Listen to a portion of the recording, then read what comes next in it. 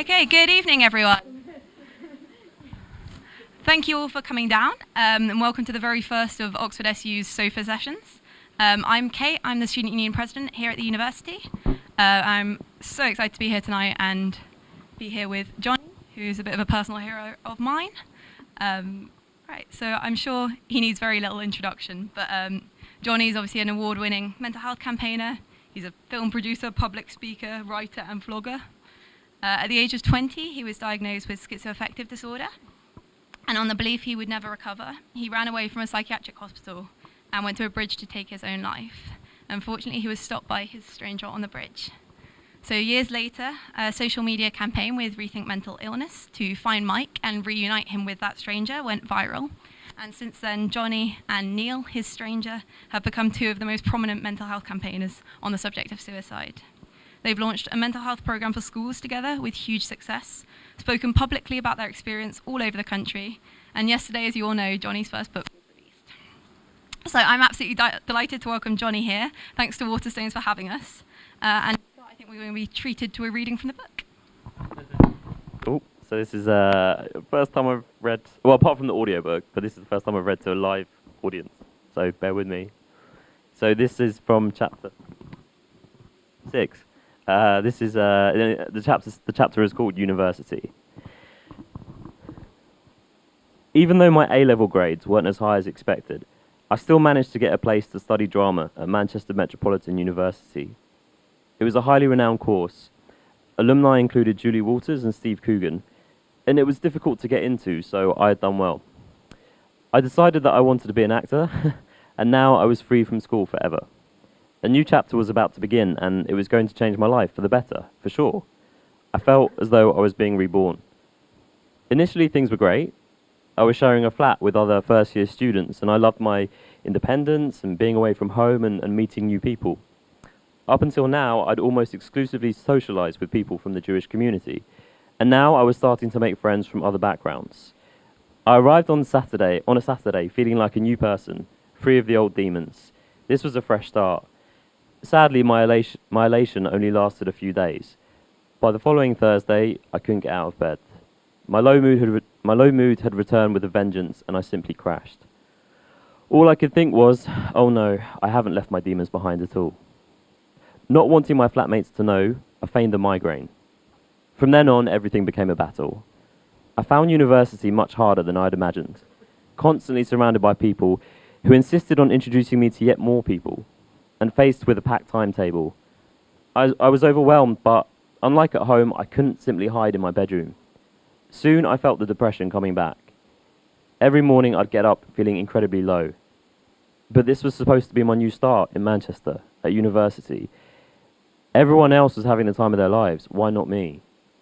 It was worse than at sixth form college because I felt as though I constantly had to wear a mask and pretend to be fine, even in social situations that I found unbearable. Sure, the highs were high, but the lows were very low. I felt lost, and I kept hoping things would improve. They didn't. About 6 weeks into my course, I plucked up the courage to see my student doctor. When I told her how low I was feeling, her response was, "Best thing to do is eat more fruit and vegetables, exercise more, and sleep better." I came away feeling dismissed. What was I supposed to do with that? What was I supposed to do with that advice? Maybe I just had to get on with it. Drinking is not a big part of the Jewish culture, but now, along with most of the other first-year students, I began to drink a lot. With hindsight, I can see I was self-medicating, but everybody else was doing it, so it didn't seem like a big deal. And admittedly, not everything was terrible. I made lifelong friends during that first year and have many happy memories, but I continued to struggle in secret, so much so that I went back to the doctor a few months later. This time she prescribed antidepressants, and eventually she referred me to a student counsellor.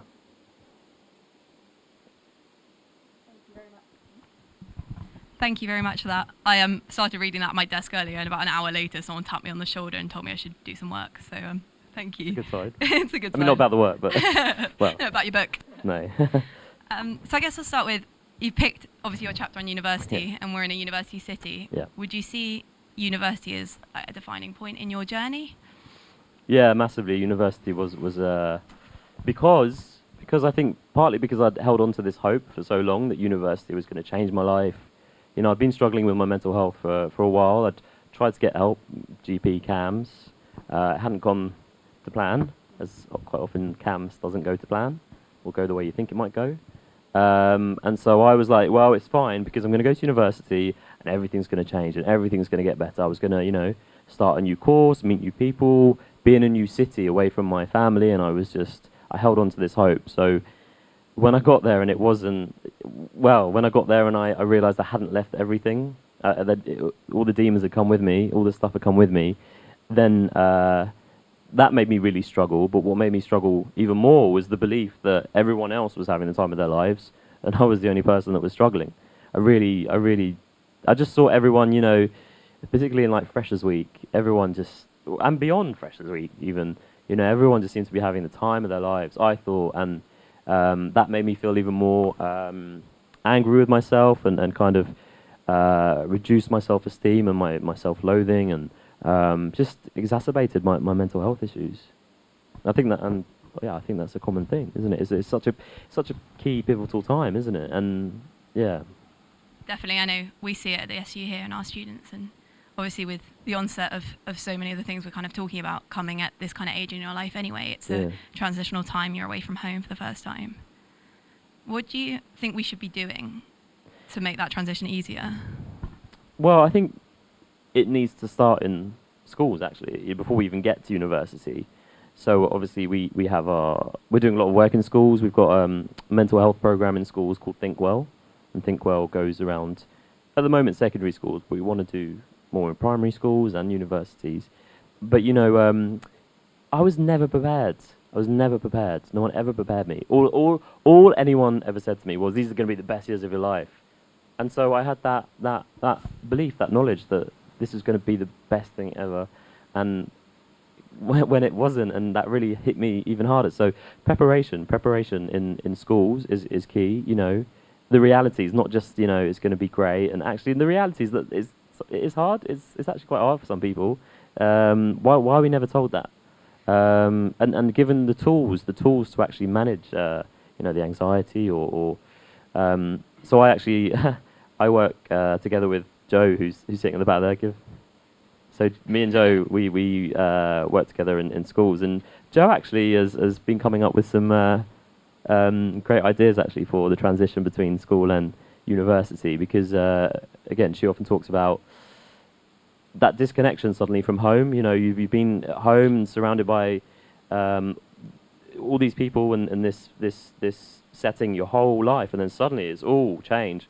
You know, new city, new people, new independence, and you're just thrown into it, and you're just given no help and support and advice. And you know, I remember when I was in Freshers Week, I remember I had to sit through, and fair enough, I had to sit through this like 2-hour lecture on fire safety, you know, and they told us everything about, you know, from not leaving the ovens on to the toaster, and you know, really our halls of residence made us sit through.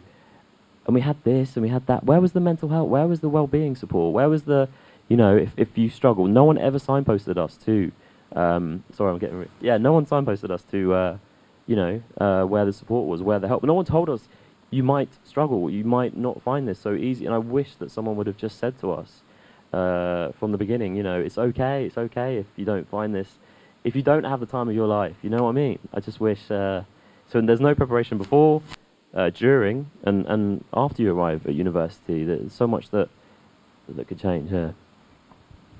No, I completely agree. I think you're expected to have this amazing time, and then when you don't, people don't believe you that it might not be amazing because everyone else has had a great time at university, and of course you have to, right? Exactly. But and now now I speak to people, and actually, because you know, when I was at school, I thought it was like 100% of people had the best time at university.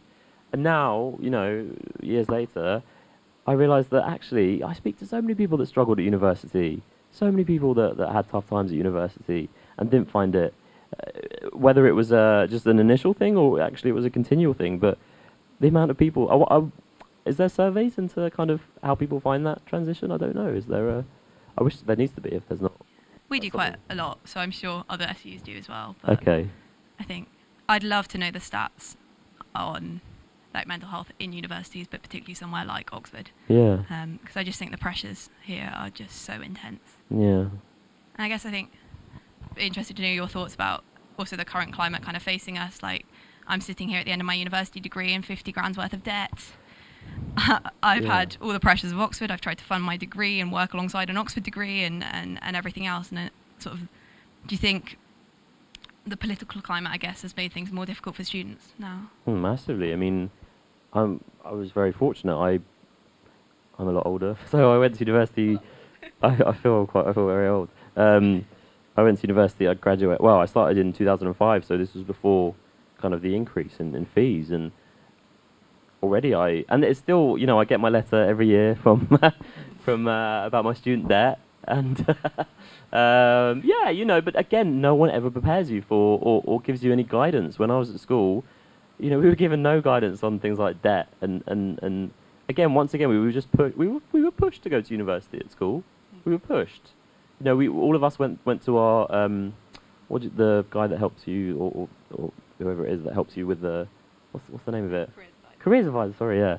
And you go there and they're like, we should do this course, you should do that course, and this university, and that, and everyone tells you about, but no one prepares you for all of those sorts of things, like the finance side of it. No one ever. I don't know. I mean, did you get any sort of guidance on any of that at school? Not particularly. No. I learned how to cook, but no one taught me how to open a bank account or read a bank statement or no one teaches you those things. Change your wheel on your car, kind of thing. No. There's nothing like practical life skills. No, where is that? We're taught so many things in that fill our brains, but not those really essential things. So I think, but yeah, absolutely. Now I think it's even harder. There's even more pressure on students, and with everything that's going on, like Brexit, and there's so much to kind of feel anxious about. I think if you're a student, and again, once again, there's not that support there. When I was at university, I didn't have social media. I think Facebook started in my last year of university. We had Bebo. Does anyone remember Bebo? And MySpace. We had MySpace. But that was it. We didn't have Facebook, and I can't imagine actually what it's like now going to university with social media even, because we know it in schools. We know it's a growing problem. Having social media, and I can't imagine now again things like social media at university and the pressures that comes with. So, and once again, no one gives you the guidance of how to use that kind of in a healthy way. So I guess on that, what are your thoughts on social media? Because obviously all the pressures you've just talked about and everything, but also it can be used as a tool for good, and a lot of my recovery came through social media. So I'm interested to know what you think. Absolutely. Oh, you're absolutely right. I think it's a double-edged sword. I think for me as well, actually, I started my turning point was I started making YouTube videos about my illness as a way of communicating what was going on, because I couldn't, because of the embarrassment and the shame when I got my diagnosis, I couldn't talk to someone. I couldn't look someone in the eyes and talk to someone. So I started making YouTube videos. It was easier talking to the camera and putting it out there. I didn't think my family would ever find out, but they did. But that was my way of, so social media was my way of communicating, my way of actually helping myself and meeting other people, finding a community online. Because again, around me at the time, there was no one talking about mental health. My family, friends wouldn't address it. So community online was my big part of my recovery. So yeah, I think it's definitely got it's really kind of, its real advantages, but it's also obviously, as we all know, it's got its kind of disadvantages as well. Once again, I just think we need to, again, we've been given these things, Facebook, Instagram, Snapchat, and no one's given us any guidance on how to navigate it. We're just throwing these things, and just, particularly for young people, just, again, once again, to say about schools, I really believe that we need to be in schools, giving people help and support with these apps, with this new technology, because, we're creating a new generation of very anxious and worried young people who are kind of just very absorbed by these apps, by their phones, and they don't know how to get any sort of relief from them. I went into a school last year, and these young people were saying that they now set their alarm clocks for 2 in the morning, and I was like, why? And they were like, because we have to check Instagram and Snapchat, we have to do it. And I was like, but why? And they said, well, you know, one person in the class started doing it, started doing Snapchat at 2 in the morning. So I've got to do it. Otherwise, you know, I'll be kicked off the streak, or I'll be whatever it's called, or I'll miss out. It's the whole thing of missing out, isn't it? I'll miss out, and then it'll be too late for me to post, and I'll have missed them, and do you know what I mean? This whole kind of we're just not given the tools to manage it. Once again, with young people as well, so often they're never given the chance to air their thoughts and their feelings. They're just told, stop it, or stop playing on it, shut it down, stop it. Do you know what I mean? Whereas, you know, when we talk to young people, they can really, when they really start opening up about what's going on for them, and you know why they feel they need to use social media in that way, and what it does for them, and the anxieties that it creates. You know, they really get a chance to air what's going on for them, and that's what's needed again. You know, that stop shutting them down and actually let them kind of say what's going on, and we need to have a dialogue. We need to have a dialogue about it. You say that, my phone keeps going off, look, so I'm going to turn that over as my social media keeps popping up. No, I think you're right, and I think there's CID, you only see what's on someone's social media, right? And if you're having a bad day, that's not on the internet. And this image we create of people that everything's great and rosy and, well, a rose-tinted world, and it frustrates me that. But then also the sort of content you can, like really scary content you can find on the internet. And I know when I was ill, you only have to have a Google, and it's terrifying, some of the stuff out there. And some of, like, do you think we should be regulating that, or is? Yeah, I mean, absolutely. There's plenty of, unfortunately, there's plenty of evidence that's shown that, you know, some of the things on the internet have led to, you know, really tragic circumstances, you know, with people that have mental health issues. Once again, you know, we focused on. There was a big thing. The government really focused on things like pornography sites. You know, well, we need to get them off the internet. We need to ban them. We need to shut them down. But you know, once again, where is that focus on you know, the things that are on the internet for mental health and, you know, suicide? There's some really awful, and you know, I've been there, and I've Googled when I've been in a bad place, and what comes up can be really unhelpful, and again, it just feels like no one is really tackling that. No one's really focusing on it as they should be. You know, I know there's the whole thing around freedom of speech, but when you know what it's like when someone's in that really vulnerable place, you know, and the internet is not a safe place when you are incredibly vulnerable, and it should be. It should be. I agree. As you talked about the internet, let's think about your book. Yeah. So obviously you've been on a pretty long journey. This is, well, I've got about halfway through today. Okay. Why now? Why the book now? Why is it?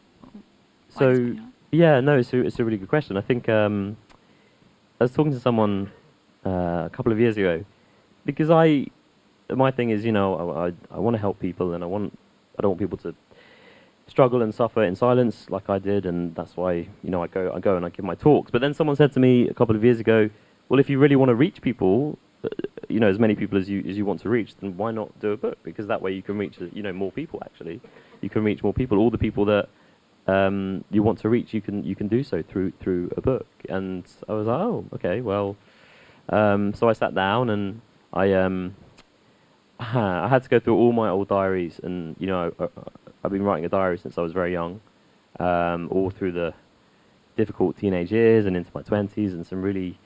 And I've never opened them. I hadn't opened them. I didn't want to go there, but I had to go there for the book. And that was really, it was quite tough. It was quite tough going through all my old diaries and poems and songs, and kind of revisiting them was tough, but it was cathartic as well, actually. It was cathartic.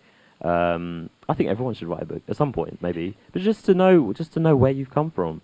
Because we forget. I'd forgotten so many things, you know. Growing up, I'd forgotten so many things that I did, mostly kind of negative, mostly not so good, but also some of the really good, you know, like family holidays that I've forgotten about, or not forgotten, but I had forgotten the details, and I was reliving them, and I was like, oh, you know. So I think everyone. Well, firstly, I always often tell people, you know, if you can keep a journal. I think it's particularly good for mental health. If you're, you know, it's a good outlet. It's a good outlet. But I do think, yeah, everyone at some point should remember where they've come from and all the things they've overcome. Actually, that is a big thing. All the things you've overcome, you know, people forget. You know, we're so quick to sort of put ourselves down. We put ourselves down when something goes wrong, but we never remember our kind of what we've achieved and what we've overcome and all the good that we've done. We never, and I wish we all could do that more. I wish we could. So it was a cathartic experience, and I'm really glad that I've done it, and I just hope that it will help someone and offer hope, because that's the message of the book, is offering hope and overcoming adversity. And you talk about your diary entries and stuff. It's amazing. There's some stuff, all the things from your childhood and younger life. And how do you cope with that all personally? And I guess your job, you're sitting here telling a bunch of strangers about your life every single day. How do you cope with that? And what advice would you give to like the student campaigners maybe in the room who do similar things but on a smaller level? I cope with that by having support around me. Well, two things, I guess. I cope with that by the afterwards. So, when I'll give a talk and I'll stand and I'll tell my whole journey, and it's tough. But it's the I do it because of the afterwards, when I have people come up to me and say, I went through this and I went through that, and, we're not alone, and we are... Because I think we're so, now in this society, we're more and more isolated, and particularly if you've got mental health issues, you feel so isolated. But when I do the talks, and when finally, I have conversations with people, and we're just so open about, I went through this and I went through that, and that's why I do it, for those conversations, that, just to know, because, after this, I'll go out there and, I go back into the big wide world, and it's kind of, but in here, when I'm doing the talks, I know that I'm talking to people that understand and have often experienced, similar things, and when we finish afterwards and we can talk about it, it's such a relief to have those conversations. But also, I do it because I have amazing support, like Joe, for example.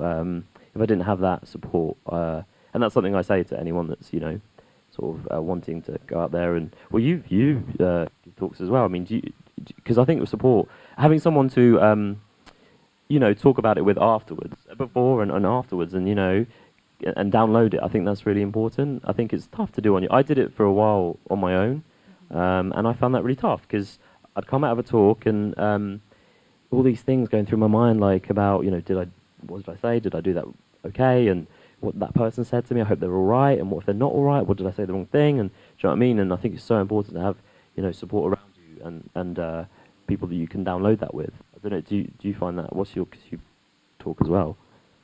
Yeah, I think it's really like the first time I ever gave a talk about my experience, and you kind of get on stage and say all these things and feel really empowered because you're given a mic and you get out of the room and suddenly go, oh my word, what have I just said? Yeah, absolutely. So right. no, I think you're right. But I do think it's people like you that go out and share your story that makes it okay for us to share ours.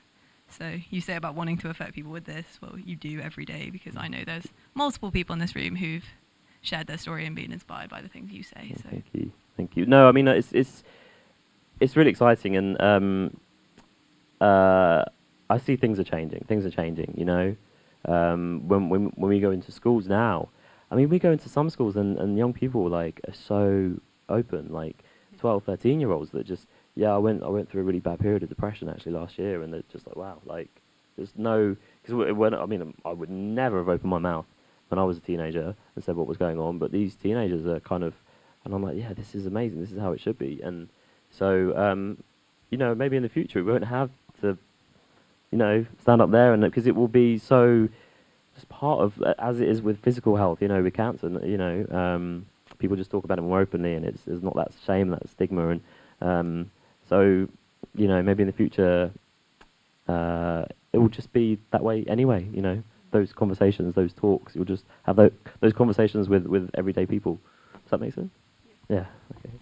And you talk about support, so I can't really not talk about Neil, your stranger. So what's it like being able to work with him and the friendship you two have? Yeah, it's been an incredible journey. It's been,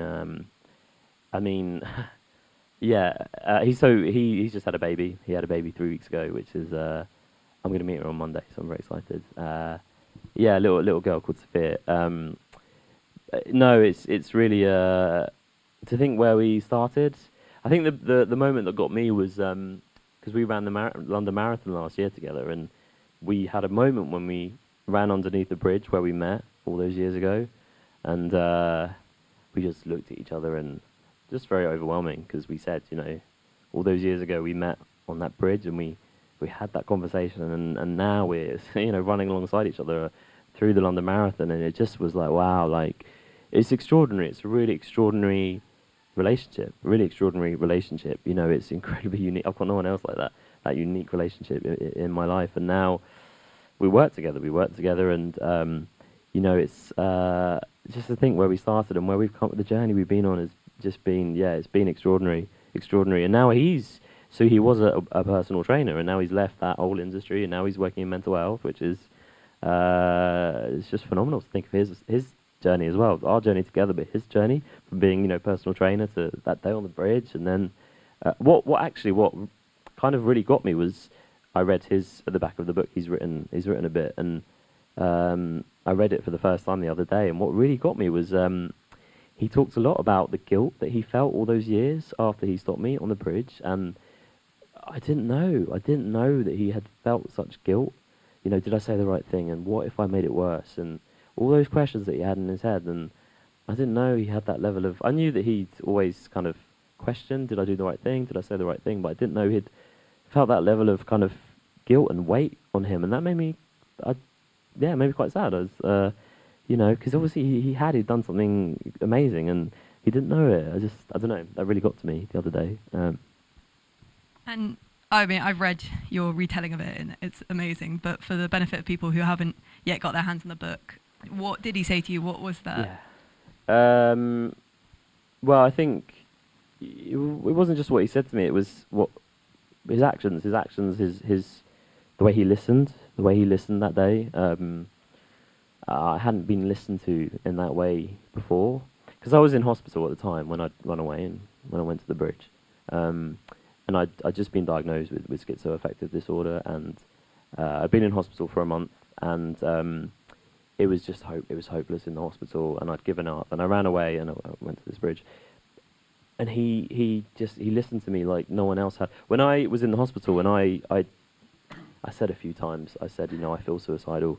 I'd say to the clinicians, the nurses, and they would say to me, right, well, you know, we need to up your medication then, or we need to add a new medication. Take this. Do you know what I mean? Like, or they'd send me back to the suicide ward in the hospital, and that's just someone that comes and sits on a seat and watches you 24/7, and everything's taken away because you hurt yourself. And that was it. Do you know what I mean? Whereas this guy was just, he offered this space for me that you know, he listened, and he listened with this kind of this real patience and this real kind of attentiveness and this calmness and this empathy, and I hadn't experienced anything like that. Someone that was just willing to give up their time and listen and really care. That sounds really harsh to the hospital, but and they did care, but they cared in a very clinical way, which I don't know if that always works for someone that's emotionally so distressed and vulnerable. But and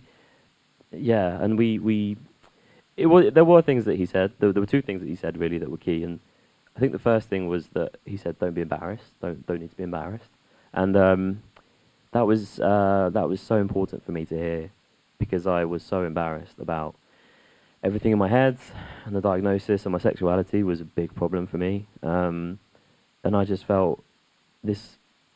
I can't even describe the amount of embarrassment and shame, and so just for someone to say it's fine, you don't need to have this embarrassment, it was so powerful. But the real key thing he said to me was very simple. He said to me, "I think you'll be all right. You know, I think you'll get better."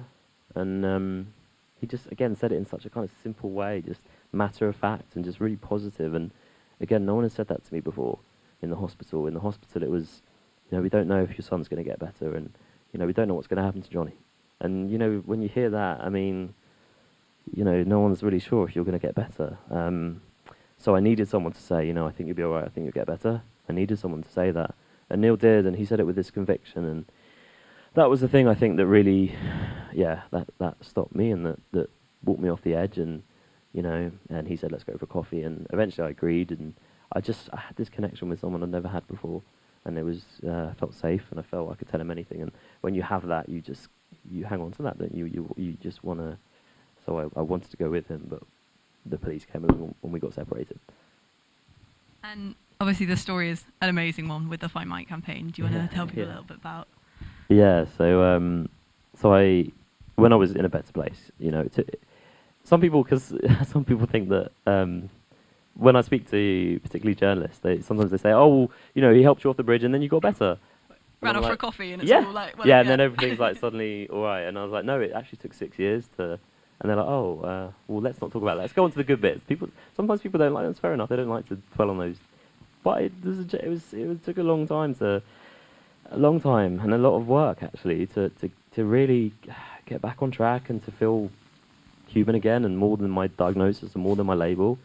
It took a long time, but when I was finally in a better place, it was Rethink. So I became an ambassador for Rethink Mental Illness, and I sat down with them and I told them my whole story, and then they said to me, "Oh, have you thought of trying to find that guy on the bridge?" And I was like, "Well, because I couldn't remember what he looked like, I couldn't remember his name, I couldn't remember anything about him." And I said, "I don't think we'll be able to find him." But they were really, they were like, "Well, let's launch this campaign, not just to find it, but to raise awareness of mental health and suicide." It was kind of, they saw it as a way to get people talking, and I was like, "Okay, yeah, let's do it."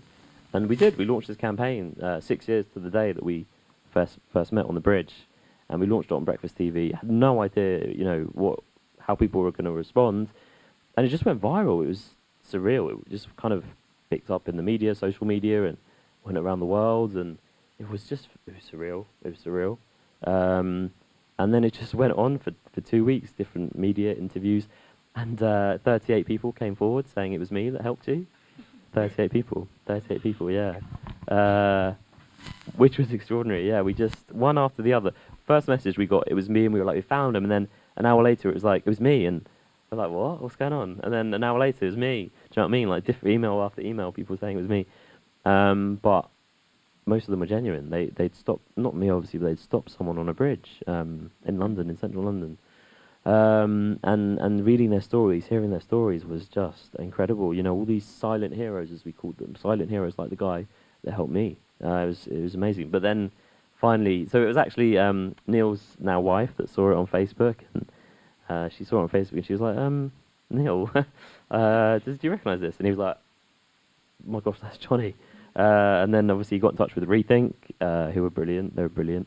And then we were reunited, and the whole thing was being filmed for a piece around suicide and mental health, and yeah, it just kind of went on from there. We were reunited, and then again, sort of media picked it up, and we eventually decided to work together.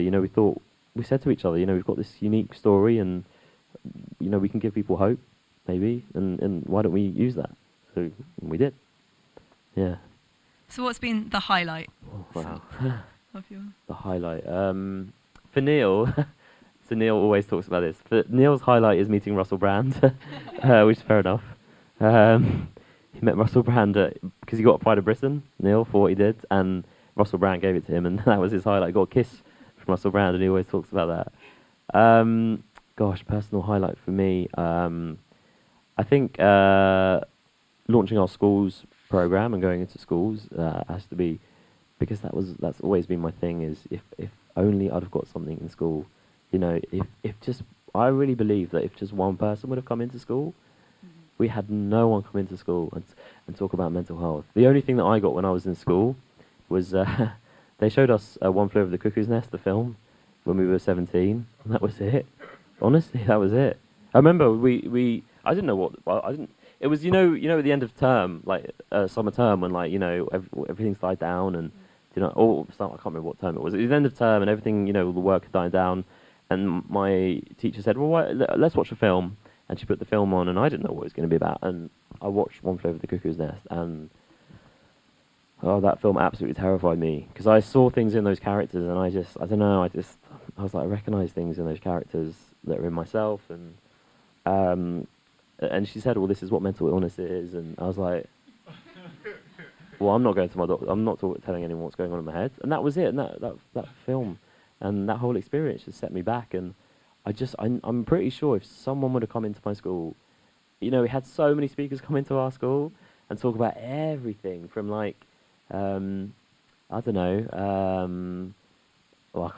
everything apart from mental health. And I really do believe that. So that's why I'm so passionate about mental health in schools. And so when we launched our mental health workshops, and this year we're going to primary schools and doing parent stuff, and that's my big passion, because I just don't want any. I mean, know what it's like to go through it as a young person. It's hard enough being a teenager as it is.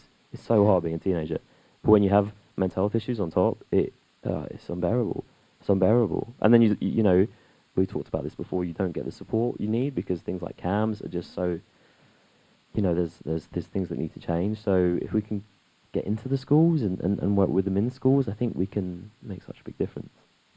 It takes you to actually almost know what's going on to seek help. So I know in my personal experience, I very much didn't even vaguely think I was ill. I had no understanding of the concept of mental illness. So of course you're not going to get help if you don't actually know what's wrong. So I think we just lack even the basic education around what is a mental illness.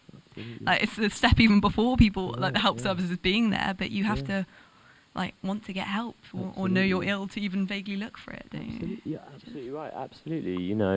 For me, I thought I was on the Truman Show. I had this Truman delusion from 10 years old. I didn't know that, and I was hearing a voice. I thought that was normal. I thought everyone had a voice. I thought it was normal, or I thought it was just my life that I was on the Truman Show. Do you know what I mean? I didn't question it.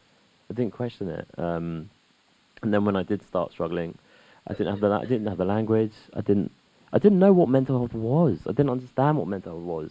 I heard the word. I saw it in papers.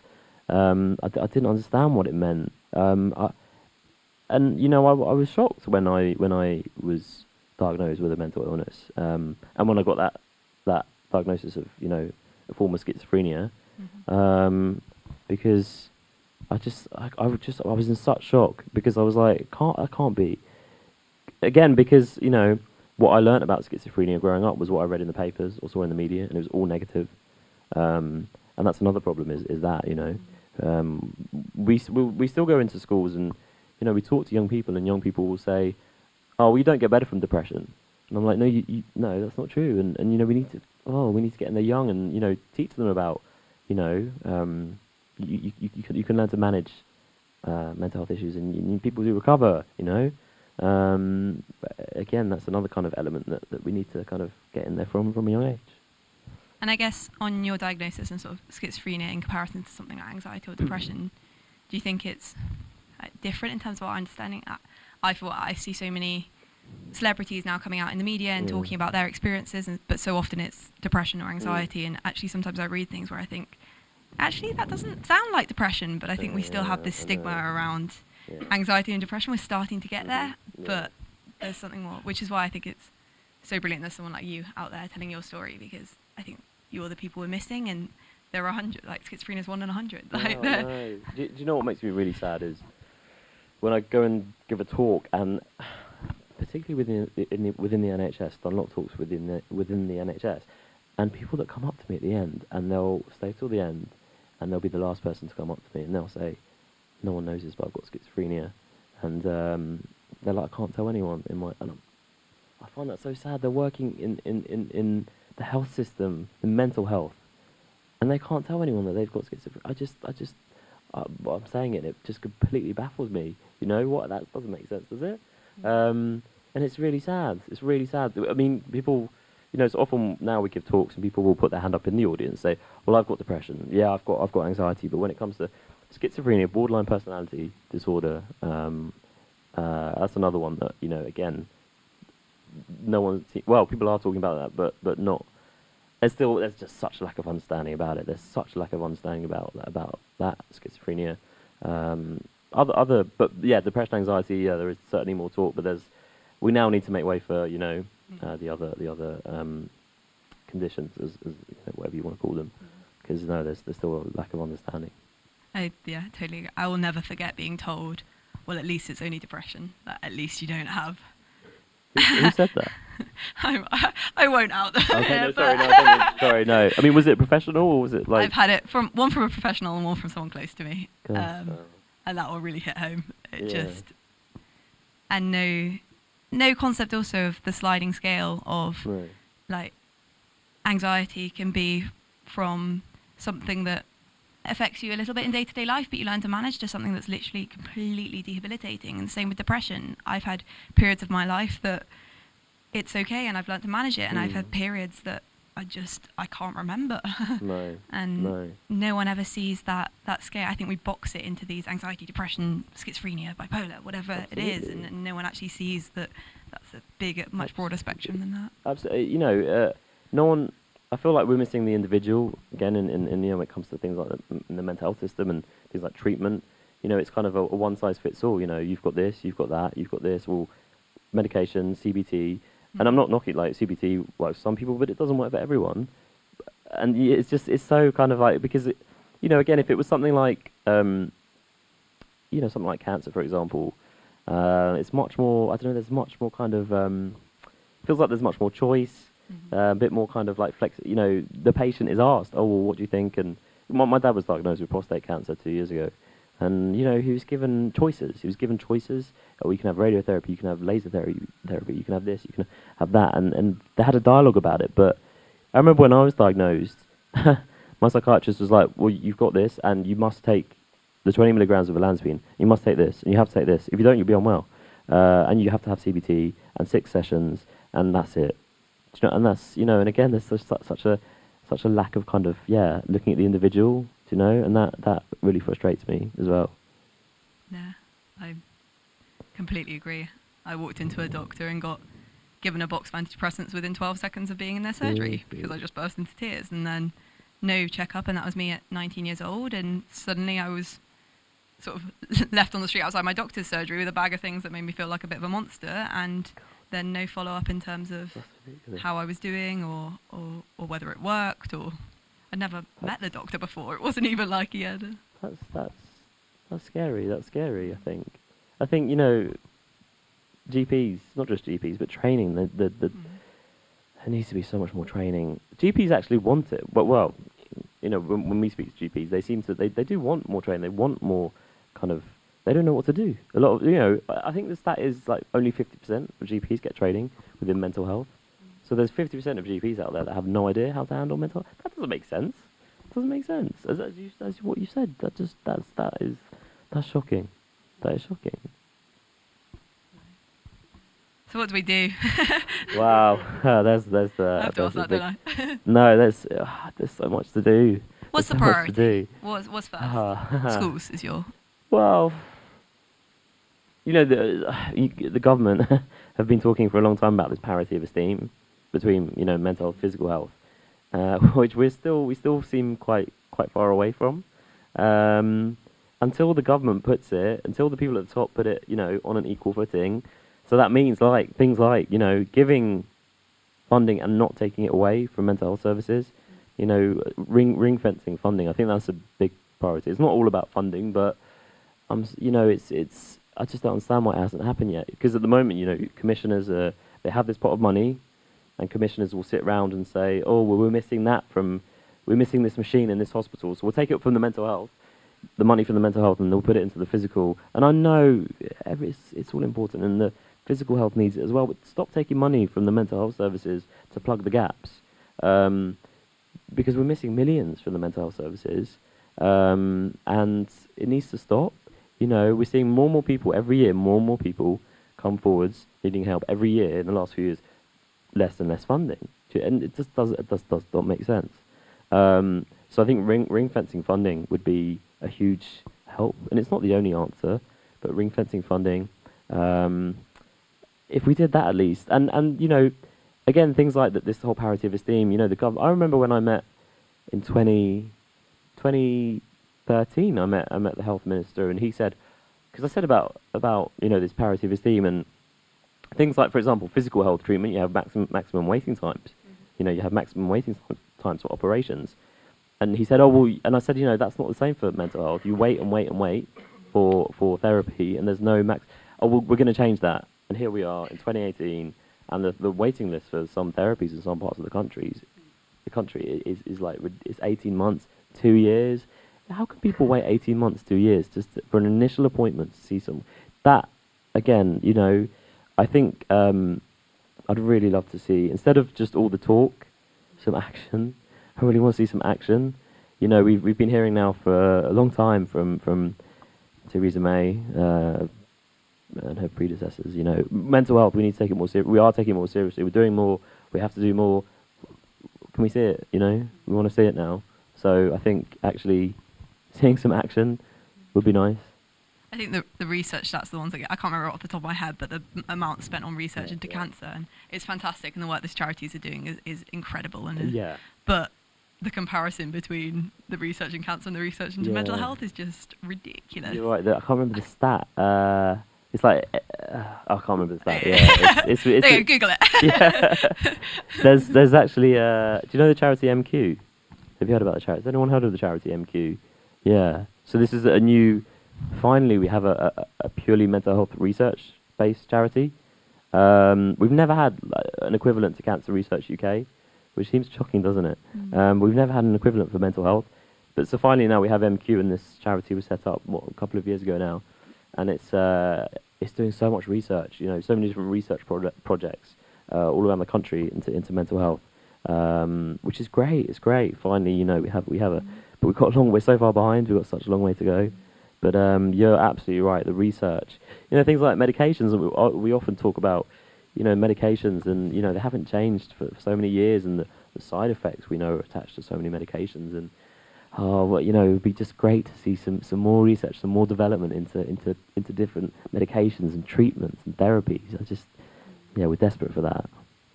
Yeah, I wrote my dissertation around this kind of thing, and it's like how we've changed all of the language around mental health and medication, and we've kind of created this narrative of progress over the last however 20, 30 years that we've done so much, and actually what's really changed on the ground, we might have changed the names of things, but might not have asylums, but we have 136 suites, like so what's actually changed on the ground. So yeah, I think it's fascinating.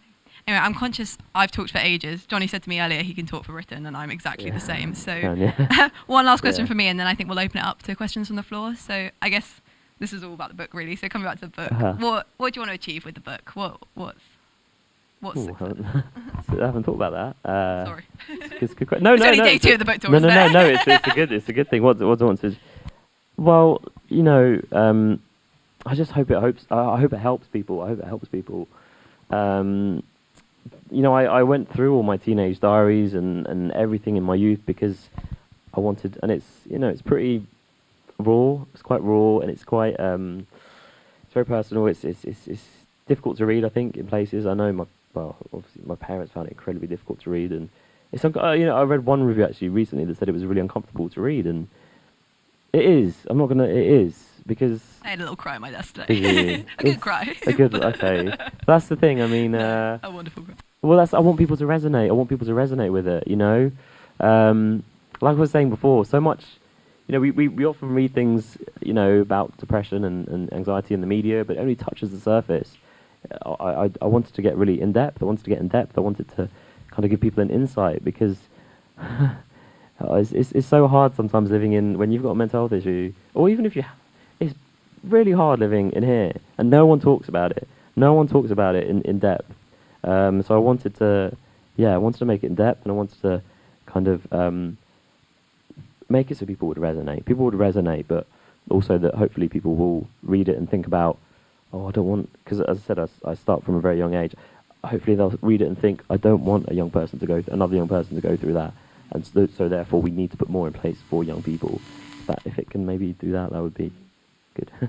I'm sure it will.